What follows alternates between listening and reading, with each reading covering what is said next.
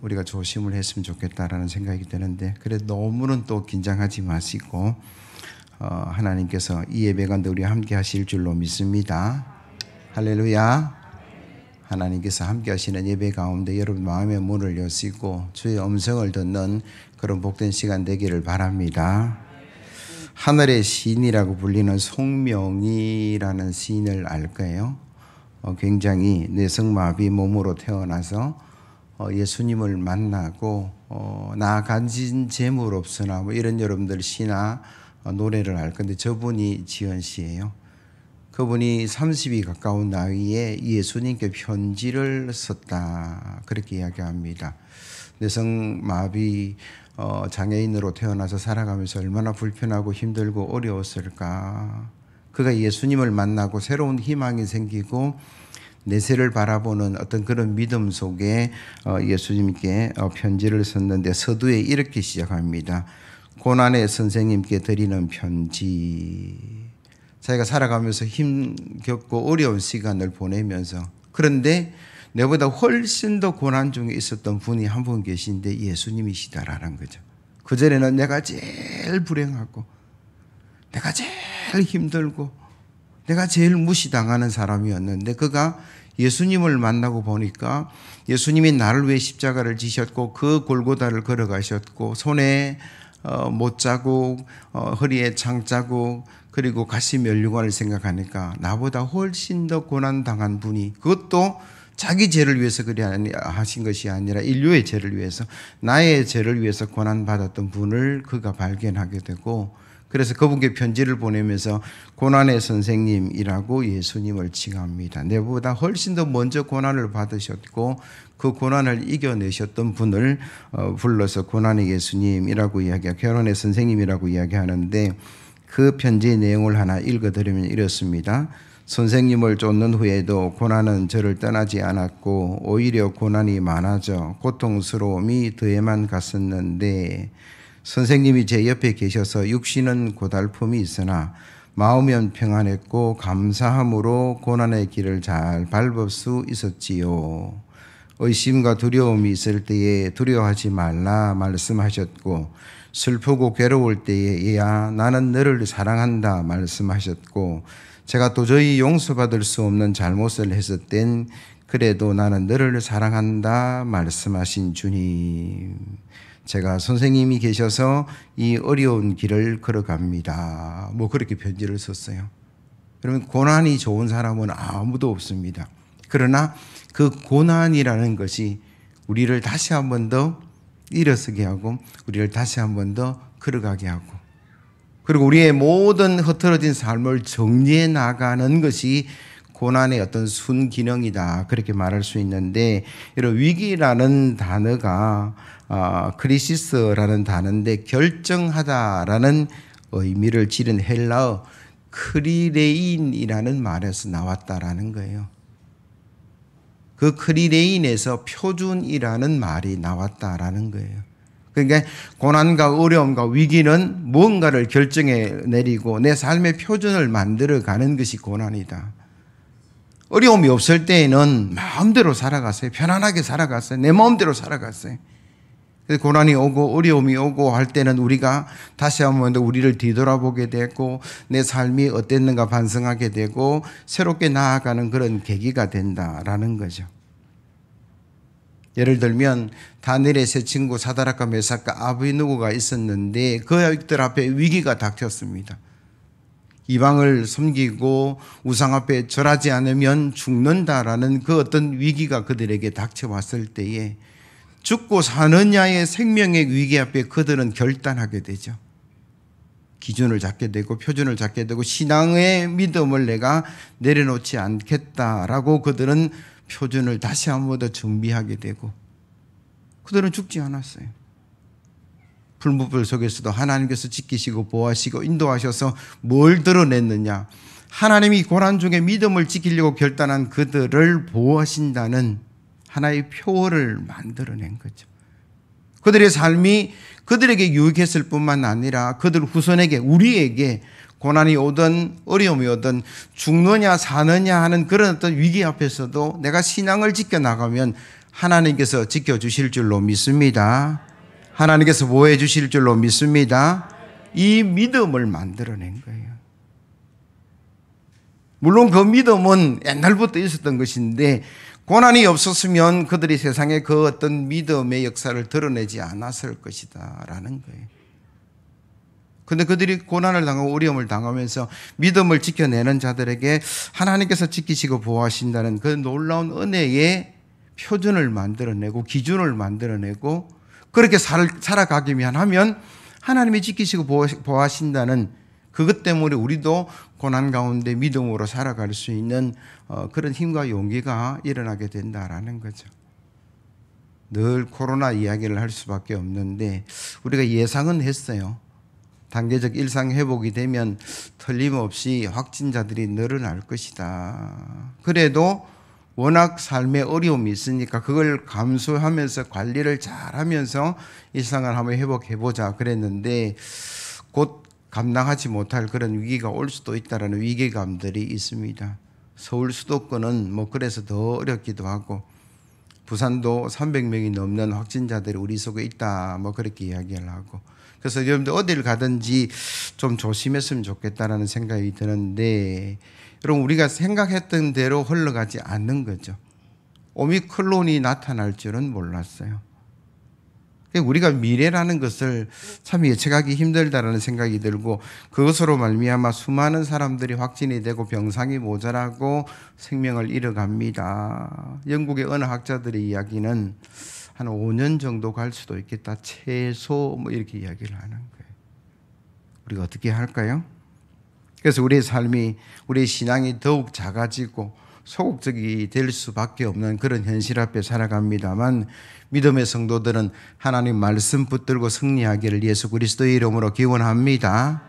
이 어려움이 힘들고 고통스럽고 참 짜증나는 일이지만 이 가운데 내가 믿음을 지켜서 하나님이 우리를 보호하셨습니다. 하나님이 우리를 축복하셨습니다. 라는 그 다니엘과 사드락과 메삭 같은 그런 증거를 남기는 증명해내는 그런 믿음의 성도 되기를 예수 그리스도의 이름으로 기원합니다.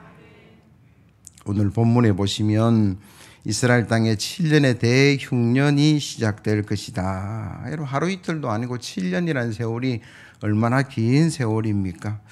그 7년의 가뭄을 제가 한번 생각해 보니까 참 어려웠겠다.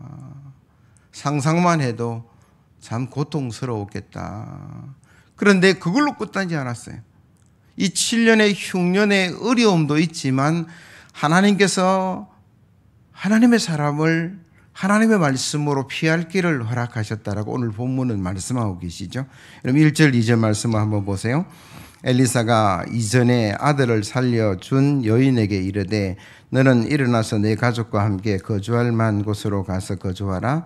여호와께서 기근을 부르시니 그대로 이 땅에 7년 동안 임하리라 하니 여인이 일어나서 하나님의 사람의 말대로 행하여 그의 가족과 함께 가서 블레셋 사람의 땅에 7년을 우거하다가 이 본문을 먼저 묵상하기 전에 생각해야 될 게 이 흉년이 언제쯤 일어난 것인가의 시기적인 문제를 물론 여러분들이 관심을 안 가질 수 있지만 제가 본문을 연구하고 하나님 말씀을 전하는 입장에서는 이걸 정확하게 하기 위해서 책들을 읽고 주석을 찾고 그 학자들마다 주장이 좀 다른데 8장에 기록된 것이니까 아마 7장 다음에 일어난 것일 겁니다라고 주장하는 학자들이 있어요.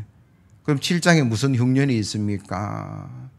아이를 삶아 먹을 수밖에 없는 그 흉년, 사마리아성의 흉년을 이야기하는데 제가 의문이 생겼어요. 이거는 흉년이라기보다는 대적이 고사작전에 들어가서 일어난 일인데 이 다른 학자들은 사장의 가뭄을 이야기합니다.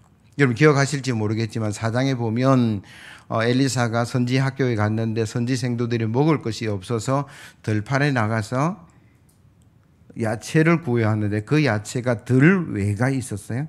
그걸 삶아서 국에 넣었는데 독성이 있어서 먹지 못하니까 엘리사가 가루를 넣고 해독시켜서 풍족하게 만들었다. 그래서 결론부터 말씀드리면 이 오늘 7년의 흉년은 열왕기하 4장에 있는 그 흉년을 이야기한다. 뭐 그렇게 여러분 알고 계시면 좋겠고, 더 나아가서 열왕기서가 그러면 연대기 순으로는 기록되지 않았구나, 순서가 때로는 뒤죽박죽된 부분도 있다는 사실들을 참고해 하시고 말씀을 들었으면 좋겠고, 그런데 오늘 본문에 다시 집중해서 이 흉년을 누가 보냈다라고 성경은 기록합니까? 1절에 보니까 여호와께서 기근을 부르셨다. 하나님께서 좋은 것만 하시면 좋겠는데 왜 기근과 흉년을 이스라엘에게 허락하셨을까? 목적도 있고 이유도 있었습니다. 그 목적과 이유가 뭐냐 그러면 이스라엘이 이 고난을 통해서 다시 믿음의 기준을 세워 나가기를 원하시는 하나님의 목적이 있다라는 거예요. 이 고난과 어려움을 통해서 하나님을 떠났던 사람들이, 신앙을 잊어버렸던 사람들이 다시 회복되기를 원하는데, 그 시대에 이스라엘이 왕으로부터 백성들이 다 우상 섬기는 일을 했어요. 여러분, 아합이라는 왕, 이세벨에 일어난 그 왕비, 그래서 엘리야가 갈멜산에서 850명의 이방 선지자들과 싸워서 승리했다는 그 우상 숭배의 기조가 끊임없이 엘리사 시대까지 연결되어 있었다라고 보시면 돼요. 그래서 하나님께서 이 7년 흉년을 허락하심으로 말미암아 이 고난 가운데, 그 고난을 통해서 너희들이 하나님의 백성임을 깨닫고 다시 한 번 더 하나님의 신앙으로 돌아오라고 말씀하시고 계시는 그 목적 때문에 고난들이 허락됐다라는 거예요. 그런데 한 가지는, 그 고난이 허락되는 것은 뭐 하나님께서 목적과 이유를 가지고 있다 하지만 그 속에 하나님 말씀으로 살고 믿음으로 살고 하나님만 바라보고 살았던 사람들은 그 고난 속에 어떻게 해야 합니까? 그런 소돔과 고모라가 멸망시키기 위해서 천사들이 갈 때에 그 이야기를 듣고 아브라함이 하나님께 달려나가서 하나님께 기도한 내용이 뭡니까? 하나님, 악인과 의인을 함께 벌하십니까? 라는 내용이었어요. 의인이 10명만 있으면 뭐 그런 기도를 우리가 알고 있다라는 거죠. 하나님께서 그 아브라함의 기도를 들으시고 결국은 롯의 가정을 구원하셨다라는 게 성경의 말씀이다라는 거죠. 오늘 본문도 마찬가지예요.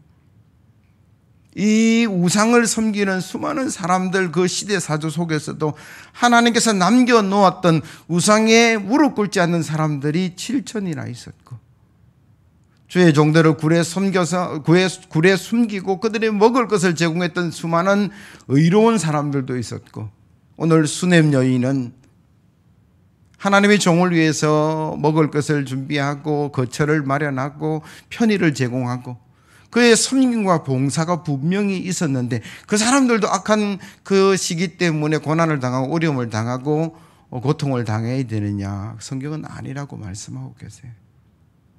하나님의 사람, 하나님의 백성, 하나님의 교회는 이 어려운 때에 반드시 피할 길을 주신다라는 게 하나님 말씀인 줄로 믿습니다. 이사야 31장 4절에서 5절 말씀, 여호와께서 이같이 내게 이르시되 큰 사자나 젊은 사자가 자기의 먹이를 움키고 어르렁거릴 때에 그것을 치려고 여러 목자를 불러왔다 할지라도 그것이 그들의 소리로 말미암아 놀라지 아니할 것이요 그들의 떠듬으로 말미암아 굴복하지 아니할 것이라. 이와 같이 나 만군의 여호와가 강림하여 시온산과 그 언덕에서 싸울 것이라. 새가 날개치며 그 새끼를 보호함 같이 나 만군의 여호와가 예루살렘을 보호할 것이라. 그것을 호위하며 건지며 뛰어넘어 구원하리라 하셨느니라. 아멘. 새가 날개치며 그 새끼를 보호함 같이 나 만군의 여호와가 예루살렘을 보호할 것이다. 하나님은 어려움과 고난 속에 예루살렘을 지켜내신 줄로 믿습니다. 하나님 백성을 지켜내신 줄로 믿습니다. 우리가 살아가는 이 시대에도 코로나든 뭐든 고난과 어려움과 질병 가운데 저와 여러분들 지키고 보호하시는 하나님의 은혜가 우리 가운데 있는 줄로 믿습니다. 성경은 늘 그렇게 말씀하세요. 가장 대표적인 예가 뭡니까? 출애굽기에 드러나 있죠. 하나님께서 모세를 통해서 이스라엘 백성을 출애굽시켜서 가나안 땅 하나님께서 약속한 젖과 꿀이 흐르는 땅으로 인도할 때에 바로가 순종하지 않았습니다. 그래서 하나님 어쩔 수 없어서 그들에게 재앙을 통해서 하나님 내가 여호와임을 알게 될 것이다. 여호와가 누구기에 너희를 보내라 어쩌라 하느냐. 나는 바라오야. 뭐 이렇게 교만한 그 바로에게 여호와가 어떤 분인가를 드러내는 그 10가지 재앙 속에 온 애굽의 재앙이 내렸어요. 그러면 이스라엘이 거하는 그것도 애굽 땅인데 그들도 고난을 당하고 어려움을 당해야 되는데 성경은 아니라고 기록하는 거죠. 여러분 출애굽기 8장 20절 이하의 말씀을 제가 읽어드립니다. 여호와께서 모세에게 이르시되 아침에 일찍 일어나 바로 앞에 서라. 그가 물 있는 곳으로 나오리니 그에게 이르기를 여호와께서 이와 같이 말씀하시기를 내 백성을 보내라. 그러면 그들이 나를 섬길 것이니라.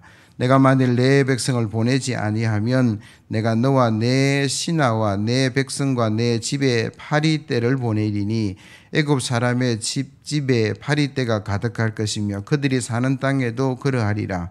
그날에 나는 내 백성이 거주하는 고센 땅을 구별하여 그곳에는 파리가 없게 하리니 이로 말미암아 이 땅에서 내가 여호와인 줄을 내가 알게 될 것이라. 내가 내 백성과 내 백성 사이에 구별하리니 내일 이 표징이 있으리라 하셨다 하라 하시고 아멘.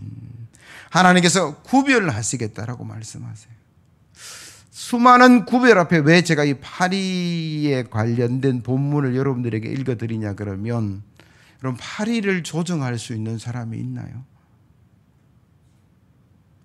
아무리 생각해도 파리떼를 조정할 수 있는 분은 하나님밖에 없어요. 온 애굽의 파리떼가 와서 그 파리에 묻어있는 어떤 악한 것 때문에 고통을 당하고 어려움을 당하는데 하나님은 파리들에게 명령하셔서 고센 땅에는 가지 마라. 내 백성이다. 그렇게 아마도 말씀하시고 그래서 아무 문제가 없었다. 이게 10가지 재앙 전체에 관련된 이야기인데 출애굽기 12장도 마찬가지죠. 모든 첫째 그 생명은 내가 가져갈 것이다. 그게 사람이든 짐승이든. 그러면 애굽에 있는 이스라엘도 첫째 아들이 있고 첫째 태어난 짐승이 있을 것인데 어떻게 그들이 살아날 수 있습니까? 하나님께서 피할 길을 주셨어요. 양을 잡아라. 그리고 그 양의 피를 문 이망과 문설주에 발라라. 그리고 하나님 보내신 그 죽음의 신이 바라올 때에 그 피를 보고 넘어갈 것이다. 패스 오브 6월절이 여기서부터 시작되는 거예요. 나는 비록 연약하지만 나는 비록 이 어려운 환경 속에서 고난을 당하고 살아갈 수밖에 없지만 내 속에 있는 예수 그리스도의 보혈이 저와 여러분들을 구원하시고 살려낼 줄로 믿습니다. 여러분 세상이 아무리 어려워도 하나님의 백성은 하나님이 보호하시고 하나님께서 피할 길을 허락해 주시겠다라는 성경의 말씀 믿고 의지해서 모든 고난 속에 하나님의 은혜와 축복이 가득하기를 예수 그리스도의 이름으로 기원합니다. 기원합니다. 단 한 가지, 하나님께서 피할 길을 주실 때에 그 피할 길에 순종하는 자가 되셔야 돼요.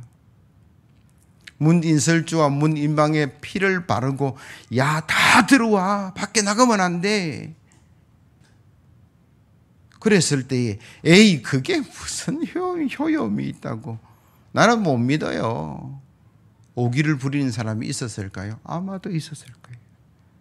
이스라엘 사람인데 거기에 430년 살았으니까 이스라엘 사람에게 잘해주는 애국 사람이 있었을 것으로 생각이 들어요.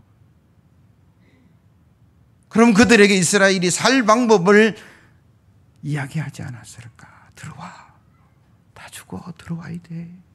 그래? 너희 신이 그렇게? 그 피한 사람은요? 살았을까요? 죽었을까요? 살았죠.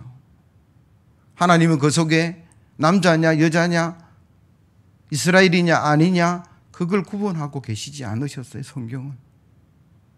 그리고 출애굽할 때에 이스라엘 사람만 출애굽한 게 아니라 뒤에 따라오는 잡족들이 있었다라고 설명을 하는데 아마도 그들은 애굽 땅에서 죽음을 면케 된 살아남았던 사람, 하나님이 누군가를 알았던 사람, 아 내가 하나님 따라가야지. 그래서 출애굽에 역사에 동참한 사람들이 성경에 분명히 있었다라고 이야기하죠.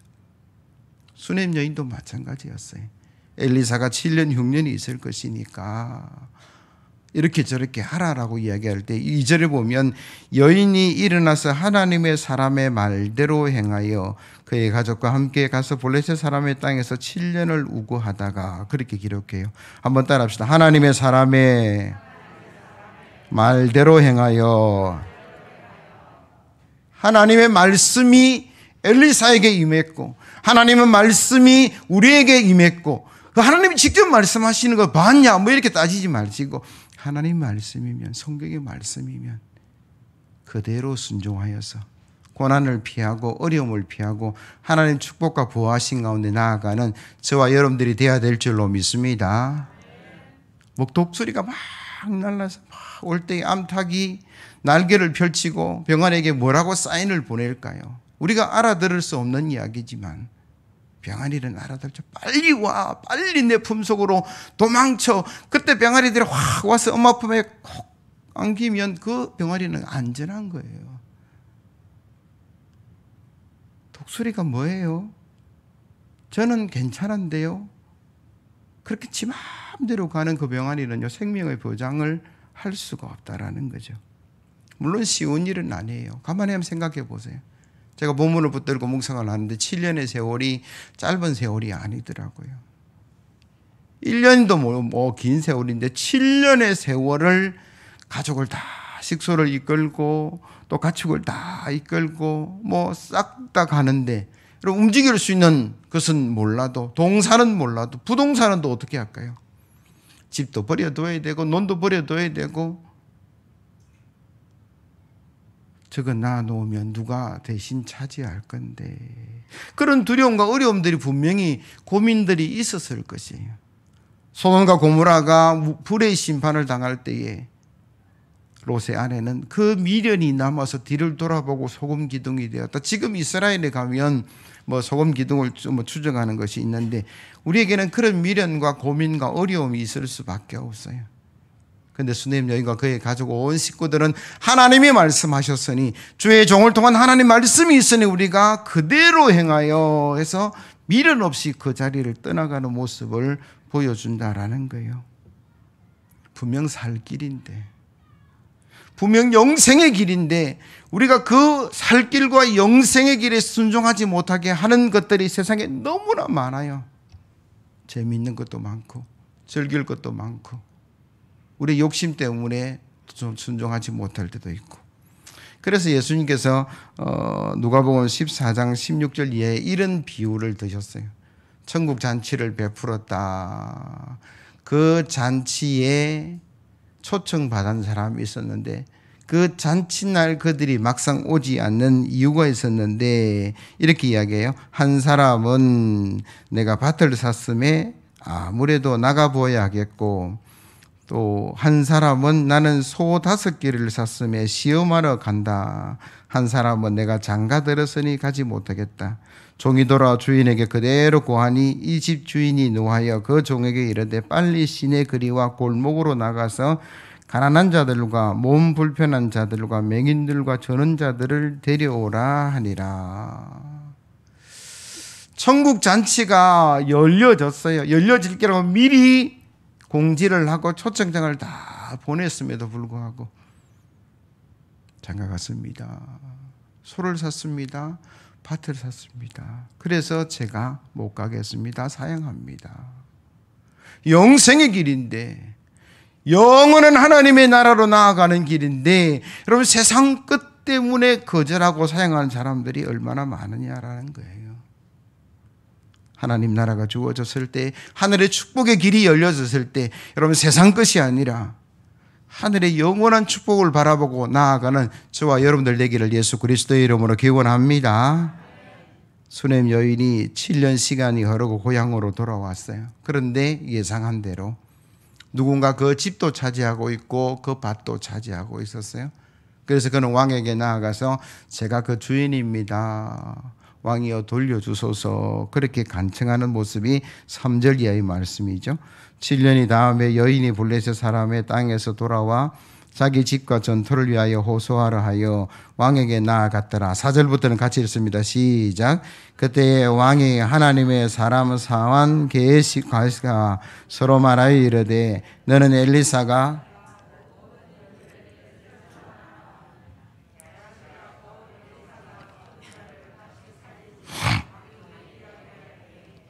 그 다시 살린 아이의 어머니가 자기 집과 전투를 위하여 왕에게 호소하는지라. 게하시가 이르되 내 주 왕이여 이는 그 여인이요 저는 그의 아들이니 곧 엘리사가 다시 살린 자니이다 하니라. 왕이 그 여인에게 물음에 여인이 설명한지라. 왕이 그를 위하여 한 관리를 임명하여 이르되 이 여인에게 속한 모든 것과 이 땅에서 떠날 때부터 이제까지 그의 밭의 소출을 다 돌려주라 하였더라. 아멘. 여기서 증인으로 출석한 사람이 엘리사의 사환 게하시라는 사람이었어요. 이 게하시가 뭐라고 이야기합니까? 제가 봤습니다. 제가 그 여인이 차려주는 밥도 먹었고 그 여인이 제공하는 침소에도 제가 쉬었습니다. 왜? 그는 늘 주의 종과 동행했으니까. 제3자로서의 목격자가 되고 증인이 되어서 뭐라고 이야기합니까? 그게 맞습니다. 왕이 그 게하시의 증언을 듣고 뭐라고 이야기했냐 그러면 마지막 절에 보니까 이 땅에서 떠날 때부터 이제까지 그 밭의 소출을 다 돌려주라 하였더라. 여러분, 미래는 우리가 알지 못해요.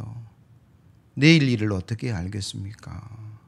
오늘 우리가 계획을 세웠는데 내일 무언가 약속을 잡고 일주일 뒤에 우리가 어떤 모임을 있는데 코로나 때문에 줄줄이 취소입니다라는 연락이 와요. 거기 가려고 다른 약속들을 다 미루고 다 조정해 놓았는데 뭐 어쩔 수 없는 거예요. 어떻게 할 거예요? 그러니까 우리가 내일을 몰라요. 오늘 우리가 열심히 살아갈 따름이죠. 그런데 가만히 보세요. 내일을 잘 모르지만 오늘 심은 열매가 내일의 결실로 다가온다는 것은 알아요. 게하시가 왜 가서 증언을 했을까? 맞습니다, 왕이요. 제가 보았습니다. 제가 경험했습니다. 제가 체험했습니다. 제가 대접을 받았습니다. 제가 그 여인 때문에, 그 여인 헌신과 섬김 때문에 너무나 평안했습니다. 그 여인은요, 주의 종을 섬기는 사람이었고 주의 일에 동참하는 사람이었고 그걸 심었으니까 7년 대공황에 알게 되고 피하게 되고 돌아왔을 때도 다시 가지게 되는데 상상하지 못한 축복이잖아요. 왕이 왜 이런 명령을 내렸는지 정확하게 잘 모르겠지만 땅 돌려줘라, 집 돌려줘라 라고 하면 그게 정상이에요. 그런데 뭐라고 이야기합니까? 7년의 소출까지도 다 돌려줘라. 왜 너무 땅에서 이런 어떤 이야기인데 그 사람은 좀 억울한지 모르겠지만 수넴 여인에게는요 얼마나 큰 축복이냐라는 거예요. 사랑하는 성도 여러분, 내일은 우리가 몰라요. 하지만 오늘이 내일을 결정할 때가 참 많습니다. 내가 말 한마디 잘했는데, 내가 인사 한번 잘했는데, 그 사람 미워 죽겠는데 한번 용서했을 뿐인데, 고난당하고 어려움 당한 데서 어렵다 해서 내가 조금 돈 몇 푼 도와줬을 뿐인데 미래에 그가 기억하고 고맙고 잘한다 칭찬하고 수많은 사람들에게 소문을 내줄 뿐만 아니라 하나님 앞에 섰을 때 뭐라고 하나님께서 말씀하시겠어요? 잘했다. 너 손해봤구나. 너 정말 잘했다. 예수 닮은 삶을 살려고 노력했구나. 십자가를 졌구나. 그렇게 말씀하시지 않겠나라는 거예요. 잘 모르겠어요. 미래 어떻게 진행될지 잘 모르겠어요. 그러나 그 미래가 오늘 우리가 어떤 삶을 살아가느냐에 대해서 달라져요. 그래서 우리가 잘 심으셔야 돼요. 사랑과 희락과 화평과 오래 참음, 자비, 양성, 충성, 온유, 절제. 여러분 성령의 열매를 한번 심어보세요. 여러분 삶에 성령의 열매가 주렁주렁 맺히는 역사가 일어날 줄로 믿습니다. 나아가서 오늘 본문은 뭐라고 이야기하냐 그러면 하나님 말씀에 순종하니까 고민도 했어요. 내가 떠난 이 자리에 집은 누가, 밭은 누가. 그 고민 중에도, 그 근심 중에도, 그 염려 중에도 하나님 말씀하시니까 가겠습니다 라고 돌아오 보니까 다른 사람이 차지하고 있는데, 결과적으로 말씀을 드리면 하나님이 다 돌려주셨어요. 더 많이 돌려주셨어요. 내가 농사 짓지 않고까지 다 풍족하게 주셨는데, 이 말씀은 뭔 말씀이냐 그러면, 하나님 말씀대로 행할 때에 좋은 일만 일어나겠지만 때로는 이런 어떤 일들이 일어났을 때 예상하지 못한 일들이 일어났음에도 불구하고 누가 책임지신다고요? 하나님이 책임지신다라는 거예요. 우리가 이런 신뢰와 믿음이 있어야만이 믿음의 길을 걸어갈 수 있습니다. 11조 왜 안 할까요? 9보다 열이 더 많으니까. 왜 주일 성수 안 할까요? 하루 벌면 얼만데, 하루 쉬면 얼마나 큰 힘인데, 그런 계산에서부터 우리가 그게 어렵지만, 하나님 말씀하시니 열보다 9이 더 풍족해질 것이라는 믿음이 있으면 하나님이 책임지신다고 성경에 말씀하고 계시니까 제가 물질도 시간도 주인된 하나님 앞에 제가 말씀을 지켜가겠습니다. 그러면요, 그 사람이 더 풍족해진다는 게 성경의 말씀이에요. 그 믿음이 없으면 주일 성수도 어렵고, 그 믿음이 없으면 10의 1조도 어렵고, 그 믿음이 없으면 말씀대로 살아가는 것도 너무나 어려워지지만, 오늘 성경은 뭐라고 이야기합니까? 7년의 세월에 하나님이 책임지셨다, 하나님이 채워주셨다, 하나님이 훨씬 더 많이 부어주셨다라고 성경은 말씀하고 계시잖아요. 하나님이 채워주실 줄로 믿습니다. 하나님이 책임져 주실 줄로 믿습니다. 여러분, 일제강점기가 있었어요. 고난의 시간이 왔는데 그때에 믿음을 지켜내기가 쉽지 않았습니다. 주기철 목사님이라는 분이 계셨어요. 하나님 말씀으로 살아가겠습니다. 신사삼배 거부했습니다.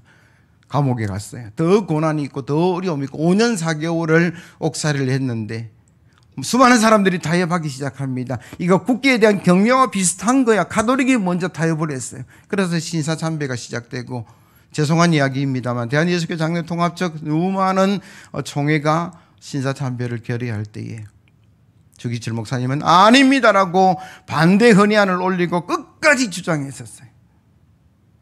그것 때문에 옥고를 치르고 결국은 그 후유증으로 돌아가셨는데, 그 후손들이 어떻게 됐을까? 뿔뿔이 다 흩어지고 다 어려운 삶을 살았을 것으로 예상하지만 하나님께서 그 자녀들을 책임지셨다라고 오늘 우리가 확인할 수 있어요. 4명의 자녀들 사업할 때 사업이 번창했고, 하나님의 주의 종의 길을 걸어갔던 그들에게 하나님께서 엄청난 복을 부어주셨는데, 제가 당신들 공부할 때 주성정 교수라고 계셔서 지금도 인천중앙교회 담임 목사로 계세요. 주기실 목사님의 손자입니다. 하나님이 붙들고 계시더라고요.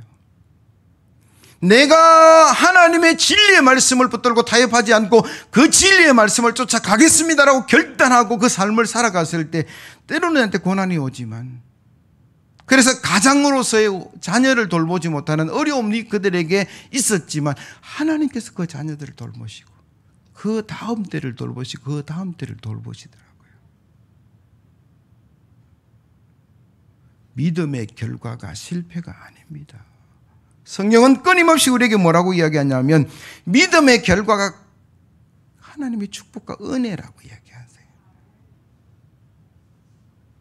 쉬운 일은 아닙니다. 어려운 길은 맞아요.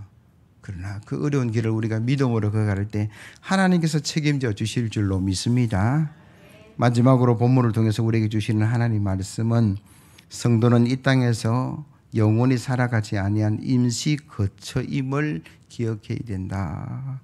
수넴 여인이 7년 흉년을 피해서 블레셋 땅에 거했습니다. 그곳은 물이 풍부하였고 곡창지대였어요. 그래서 거기서 7년을 거주합니다.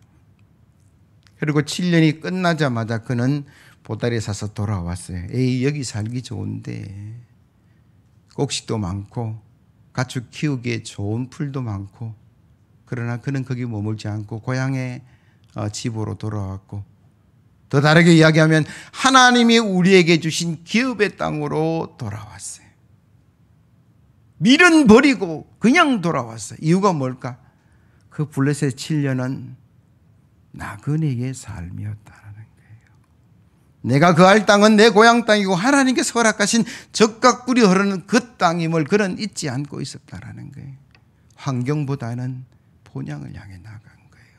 환경보다는 기업해 주신 하나님의 약속을 따라간 삶의 모습을 보여주었다라고 이야기를 하는데, 우리도 마찬가지예요. 여러분 이 땅에 천년만년 살 것 같으면 여러분 마음대로 사십시오. 그러나 채 100년이 되지 않는 이 시간의 삶을 성경은 우리에게 뭐라고 이야기합니까? 나그네라고 이야기하죠. 순례자라고 이야기하죠.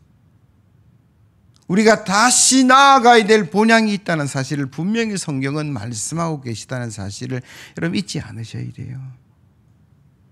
왜 우리가 이 땅에 살아가면서 싸우고 다투고 미워하고 심지어 죽이는 강도와 살인까지 일어나느냐? 그들이 내가 여기서 나그네임을 잊어버려서 그래요. 내가 여기서 하나님께서 맡겨주신 시간과 물질과 생명을 누리다가 본향으로 나아가야 될 청지기임을 잊어버리니까 여기서 천년만년 살 것처럼 쌓고 쌓는 삶을 살아가는데 그게 어리석은 삶이다라고 성경은 우리에게 말씀하세요. 부자가 농사가 너무 잘 됐어요. 야, 창고를 지어라. 그게 가득 채고 내가 영원히 저걸 묵고 누리고 살아가리라. 그럴 때 하나님은 그 부자에게 뭐런 얘기하겠습니까? 오늘 밤 내 영혼을 내가 취할 것이다. 그럼 저것이 누구시 될 것이냐? 하나님의 시간에 주어진 그 시간을 누리다가 가는 게 우리 인생이에요. 위협도 아니요, 협박도 아니요. 이거는 사실이죠.